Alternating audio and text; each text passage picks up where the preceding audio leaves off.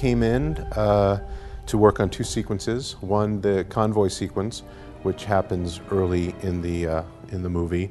It's an ambush sequence where before they're Joes, the two main heroes get caught up in an ambush with the bad guys, Cobra.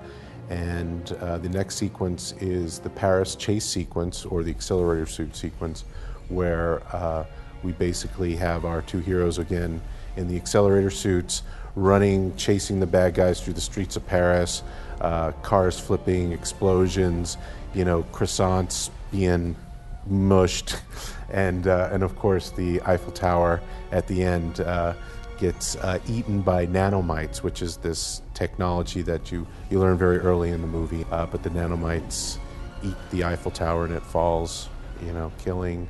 Well, you never see it actually kill anybody because we have our little people just run out of the way. What did you say your unit was called? I didn't. The biggest challenge for me was making sure that our digital suit matched the practical suit. We were shooting in Prague and Paris. We came back for a couple weeks, and the guys here, guys and girls at Digital Domain, I had requested, we had a film of one of the guys just jogging. And so we did a side-by-side comparison of a CG Marlin against the real Marlin.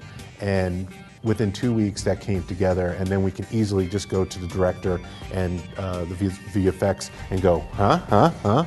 And they were like, yeah, looks real, done. So the big part was making it look real. They're worth millions of dollars. Millions of dollars, got it. Oh, my bad. Won't have it again. We had situations where, I think it was in the trailer, where the two guys are going through the train, where the more athletic person, Duke, would jump over the train, and the less athletic person would just go through the window, and in a very spectacular way. But in either case, both of them were just not able to stop. What happened to you? I went through the train. What happened to you? I jumped over it. You could do that? Our effects team, led by Philip Prowl, did a lot of work on integrating the suits into the environment. And basically, I mean, once it matches lighting-wise, it sits in there pretty good, but then you still need layers of additional debris, kicking up dust. You know, we had so many scenes of it shattering through glass and sparks and everything. And that's, when we finally added all those effects layers and stuff on top of it, it's finally when we really felt the suit and the whole shot was actually coming together and things were sitting together very, very nicely. The challenges were more animation-wise, to just really keep everything in the physical world, the way they move. We really wanted to avoid them becoming cartoony characters. Although it's, of course, always a tightrope walk. If you move things faster than they possibly can, it's always a little bit cheating involved.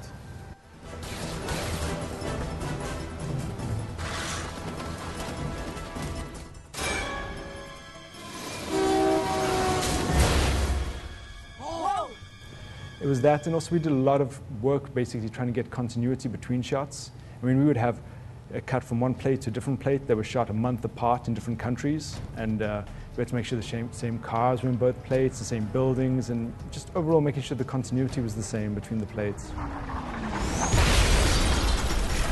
So basically we had, at the end of the sequence, the Eiffel Tower basically gets eaten away by these things called nanomites, which are small, tiny nano machines, basically eat through metal.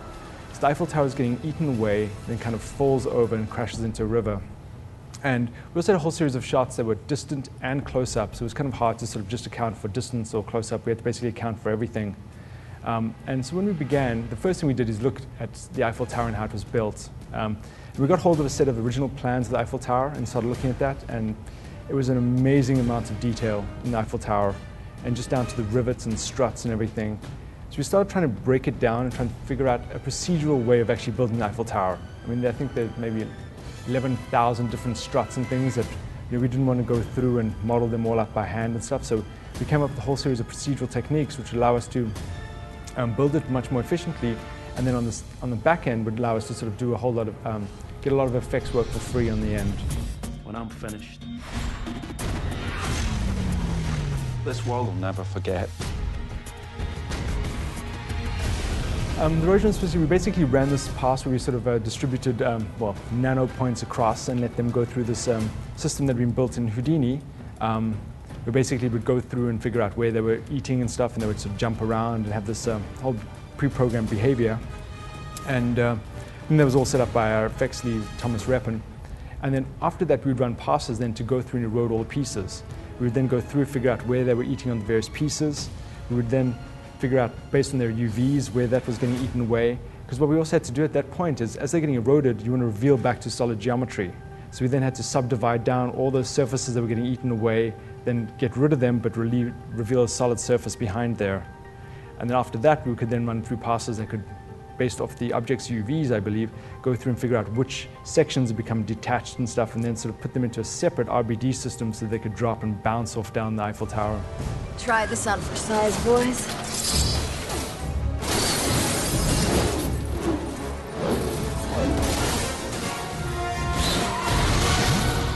He gave up. He never gives up. We shot a lot of stuff in Prague, well, Prague for Paris, so to speak, and you'd be surprised how much we'd had to replace. Pretty much every shot had to be rebuilt, so in a way it was virtual when it came to the way we went about it. You know, we had gigs and gigs of photography, and our environments team, you know, led by Jeffrey Bauman, he basically took all that and the information. We had LiDAR that was supplied to us from a couple different companies that the production paid for, and literally we rebuilt almost every shot. Background for either the slightest thing in, you know, getting rid of a camera or cables, to completely just, we've been on the street too many times and now it has to look like another street.